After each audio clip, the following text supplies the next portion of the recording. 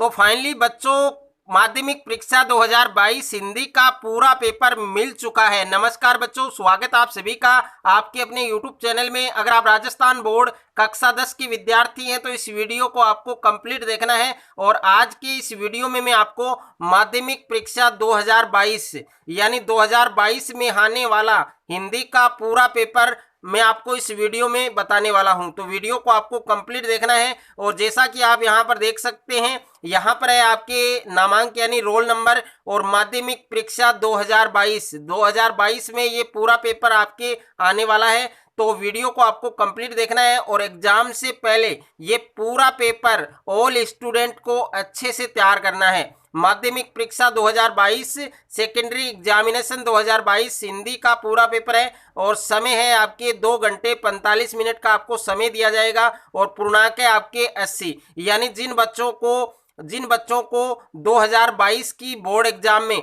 हिंदी के पेपर में 80 में से 80 नंबर फोड़ना है तो वीडियो को आपको अंत तक देखना है और एग्जाम से पहले ये पूरा पेपर आपको अच्छे से तैयार करना है।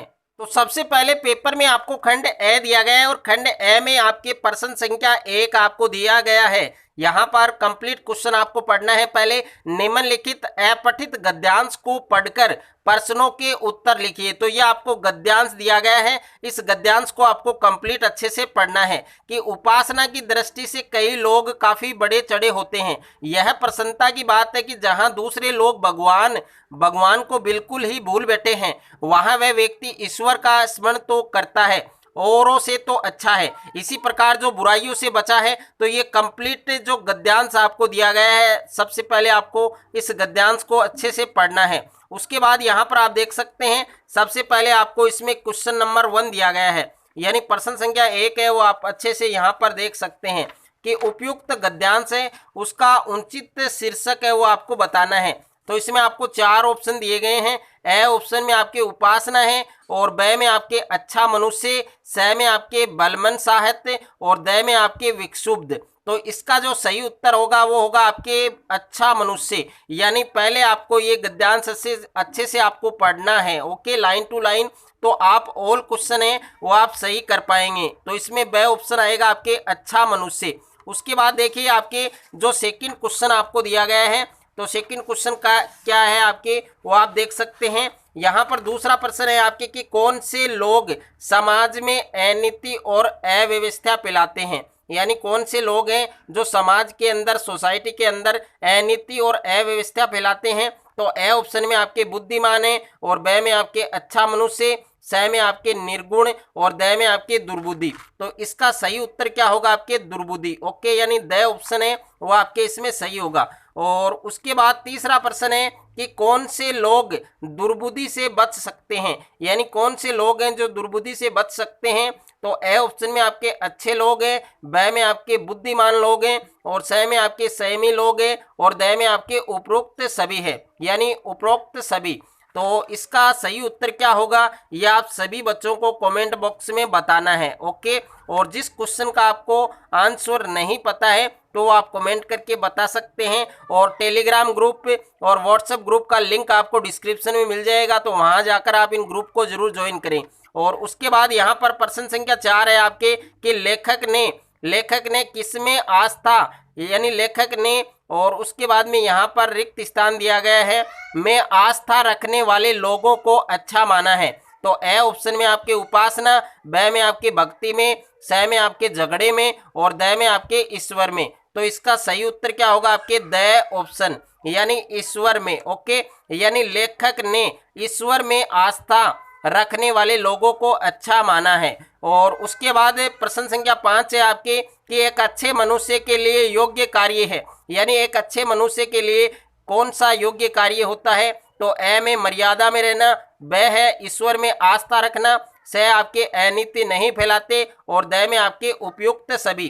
तो इस प्रश्न का जो सही उत्तर होगा वह होगा आपके उपयुक्त सभी। यानी इसमें तीनों ऑप्शन आपके सही है कि एक अच्छा मनुष्य है, उसके लिए योग्य कार्य होता है मर्यादा में रहना, ईश्वर में आस्था रखना और अनीति नहीं फैलाना, ओके। उसके बाद सेकंड क्वेश्चन दिया गया है आपको कि निम्नलिखित अपठित काव्यांश को पढ़कर प्रश्नों के उत्तर लिखिए। तो ये काव्यांश आपको दिया गया है इस काव्यांश को आप अच्छे से पढ़ सकते हैं कि पावस ऋतु थी पर्वत प्रदेश, पल पल परिवर्तित प्रकृति वेश, मेखलाकार पर्वत अपार अपने सहर्ष दृग सुमन फाड़, अवलोक रहा है बार बार नीचे दल में निज महाकार, जिसके चरणों में पड़ा ताल दर्पण से फैला विशाल।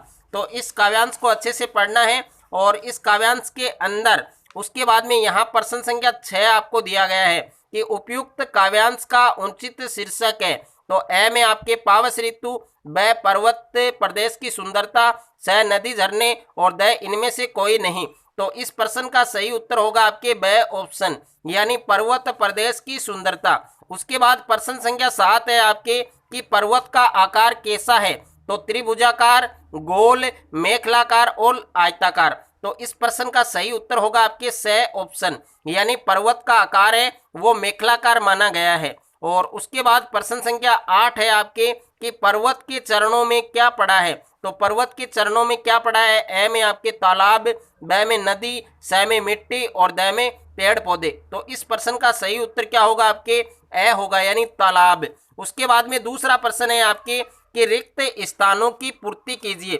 इसमें आपको देखिए रिक्त स्थानों की पूर्ति करनी है। ओके, तो यहाँ पर आप देख सकते हैं इसमें पहला प्रश्न आपको दिया गया है कि क्रिया कितने प्रकार की होती है। तो क्रिया 3 प्रकार की होती है, तो इसमें आपको 3 लिखना है। और दूसरा है आपकी कि जिन क्रियाओं के व्यापार या कार्य का फल कर्ता पर न पड़कर कर्म पर पड़ता है उसे अकर्मक क्रिया कहते हैं या सकर्मक क्रिया कहते हैं। तो इसका सही उत्तर है वो आपको इसमें लिखना है। और तीसरा प्रश्न है सर्वनाम प्रकार के होते हैं, यानी सर्वनाम है वो कितने प्रकार के होते हैं ये आपको इसमें लिखना है। और प्रश्न संख्या 4 है विशेषण के कितने भेद होते हैं, यानी विशेषण है उसके कितने भेद होते हैं। तो वो आपको इसमें अच्छे से लिखना है। और जिस प्रश्न का आपको उत्तर ना मिले वो आप हमें कमेंट करके बता सकते हैं। और 5वां प्रश्न है कि जिस वाक्य में एक प्रधान उपवाक्य तथा अन्य आश्रित उपवाक्य होते हैं उसे क्या कहते हैं, यानी उसे किस प्रकार का वाक्य कहते हैं वो आपको इसमें अच्छे से करना है।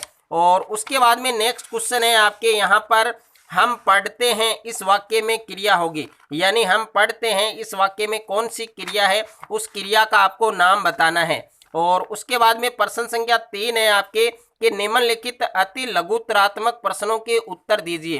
तो ये आपके इसमें टोटल 12 क्वेश्चन है जो आपके 1 मार्क के हैं। ओके, इसमें पहला प्रश्न है कि अपनी प्रशंसा स्वयं करना, इस अर्थ में संबंधित मुहावरा लिखिए। ओके, तो इसमें मुहावरा लिखना है आपको। और दूसरा प्रश्न है कि 9 दिन चले 2.5 कोस, 9 दिन चले 2.5 कोस लोकोक्ति का अर्थ आपको लिखना है। और तीसरा प्रश्न है कि प्रारंभ शब्द का संधि विच्छेद करके संधि का नाम लिखिए। तो प्रारंभ शब्द है इसका आपको संधि विच्छेद करना है और संधि का नाम भी लिखना है। और प्रश्न संख्या 4 है आपके समास की परिभाषा लिखिए। तो 2 शब्दों के मेल को हम क्या कहते हैं, समास कहते हैं।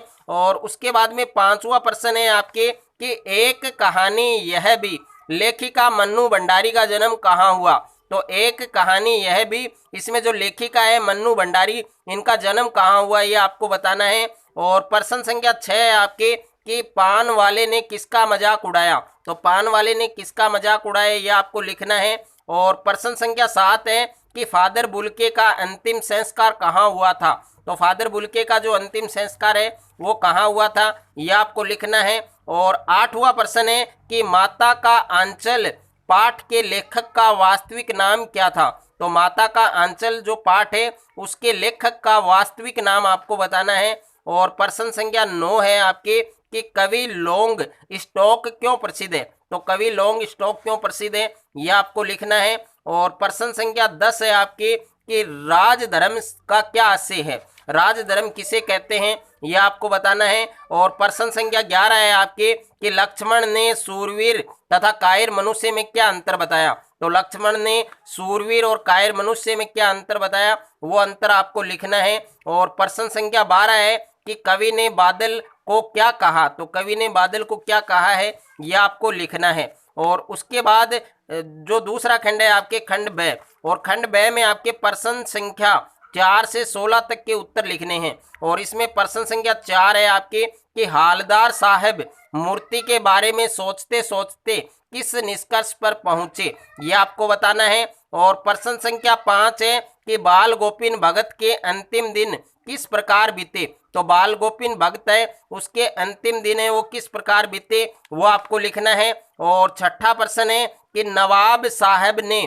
खीरे को खाने योग्य किस प्रकार बनाया, लखनवी अंदाज अध्याय के आधार पर बताइए। तो नवाब साहब ने जो खीरा है उसको खाने योग्य किस प्रकार बनाया, लखनवी अंदाज जो पाठ है उसके आधार पर आपको लिखना है। और प्रश्न संख्या 7 है कि मन्नू भंडारी के पिताजी के स्वभाव की क्या विशेषताएं थी, वो आपको लिखनी है। और 8वां प्रश्न है कि गोपियों द्वारा उद्धव को भाग्यवान कहने में क्या व्यंग्य निहित है, वो लिखना है। और 9वां प्रश्न है कि कन्यादान कविता के संदेश या उद्देश्य पर प्रकाश डालिए। और 10वां प्रश्न है रानी एलिजाबेथ के आने से पूर्व दिल्ली के इंडिया गेट पर क्या हादसा हुआ, वो हादसा आपको इसमें स्पष्ट करना है, लिखना है। और उसके बाद प्रश्न संख्या 11 है कि गंतोक के प्राकृतिक सौंदर्य के कौन कौन से दृश्य लेखिका को झकझोर गए।